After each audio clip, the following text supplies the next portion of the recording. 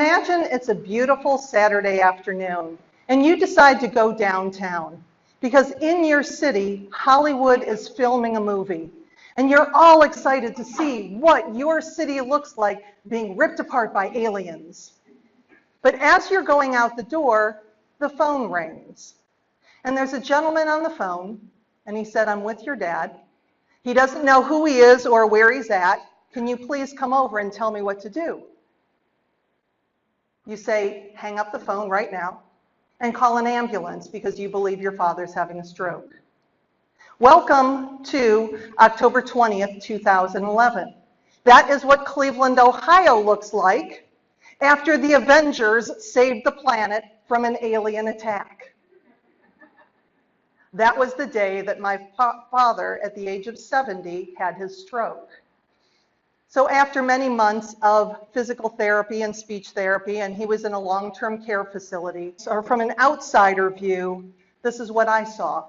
Loving, wonderful, caring people who took tremendous care of my father, who cared about him attending social activities, who got him involved in everything that was going on and became friends with him.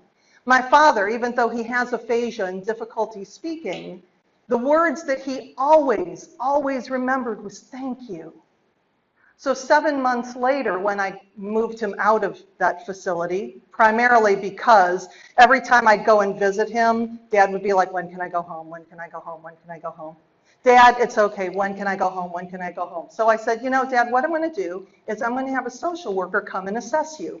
And if the social worker says that you can go home, I will be perfectly fine with that," knowing that no social worker in her right mind would ever tell my father he could go home. Yeah.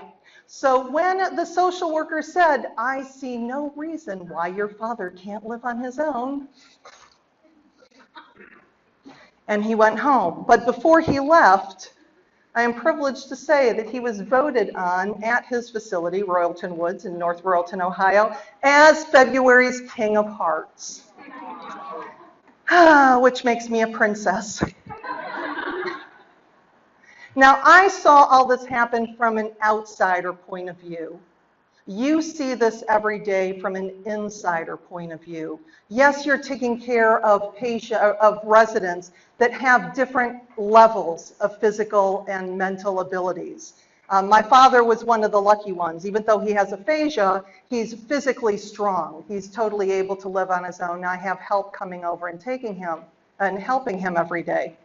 But when I look at the good work that you all do and the employees that you have to put up with, the good ones, the negative Nellies, everything that you do to keep your facilities running, to take that wonderful care of those residents, that's what we're here today to talk about. How can you create that culture that makes people want to stay, even if you're not the highest paying facility, even if you have short shifts and not great hours?